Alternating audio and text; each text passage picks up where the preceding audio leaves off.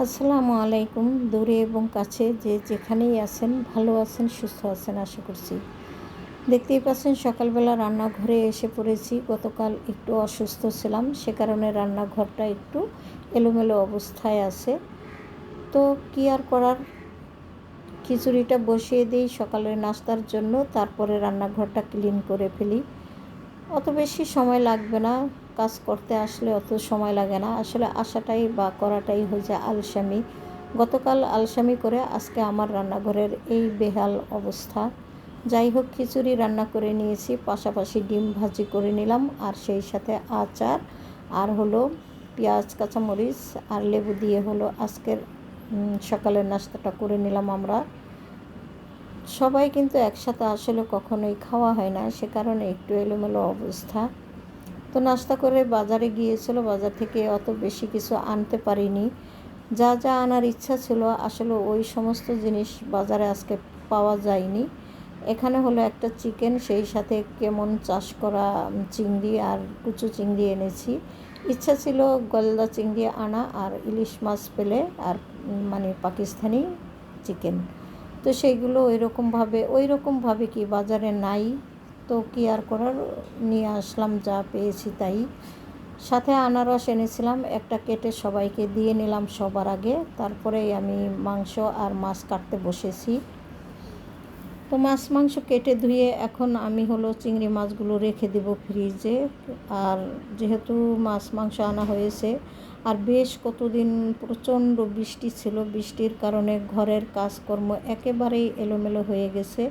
বিছানাপত্র, কাপড় চোপড় অনেক নোংরা হয়ে গেছে বা ময়লা হয়ে গেছে। তো সেইগুলো আজকে কিছুটা ধুয়ে নিব, কেননা মোটামুটিভাবে আজকে কিন্তু ভালোই রোদ উঠেছে। তো এই রোদ দেখে আর কাপড় না ভিজিয়ে পারিনি, বেশ কিছু কাপড়ও ভিজিয়ে রেখেছি। তবে রান্নাবান্না শেষ করে তারপরে আমি ধোয়ার পরে গোসল করে তারপরে হলো সবাই একসাথে খাওয়ার চেষ্টা করব। যাই হোক, কতটুকু পারবো একসাথে খেতে জানি না।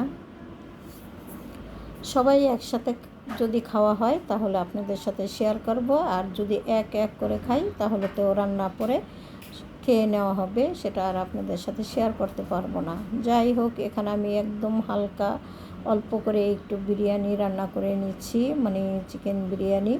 এই বিরিয়ানিটা আমি মাঝে মধ্যে পাকিয়ে থাকি, যেদিন আমার বেশি কাজ থাকে সেই দিনই আমি এই কাজটা করি, তা না হলে আসলে এইভাবে কাজ করতে চাই না। যাই হোক, এখানে কিন্তু আমি বিরিয়ানিটা রান্না করে নিলাম, আর হলো সবাই একসাথে বসে তো খাওয়া দাওয়া আর হলো না, কারণ কেউ ঘুমিয়ে আছে, কেউ টিভি দেখছে, আর আমি আমার মতো করে কাজ করে যাচ্ছি। এই যে দেখতেই পাচ্ছেন, আসলে বিরিয়ানিতে কিন্তু আলু দিলে ভীষণ ভালো হয়।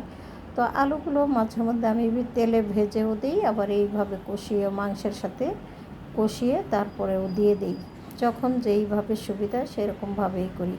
তো বেশ পরিমাণে দুধ দিয়ে দিলাম, আর সেই সাথে দিয়েছিলাম অল্প টক দই মাংস কষানোর সময়।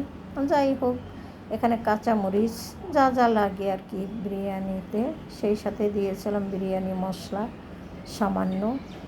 রান্নাই তো অল্প করছি, অলরেডি কিছু বিরিয়ানি রান্না করা আমার ফ্রিজের ভিতরে ডিপ করা আছে, সেইভাবে আর অত পোস্ট করে রান্না করলাম না। যাই হোক, রান্নাবান্না শেষ, সবার থেকে বিদায় নিই, আল্লাহ হাফেজ।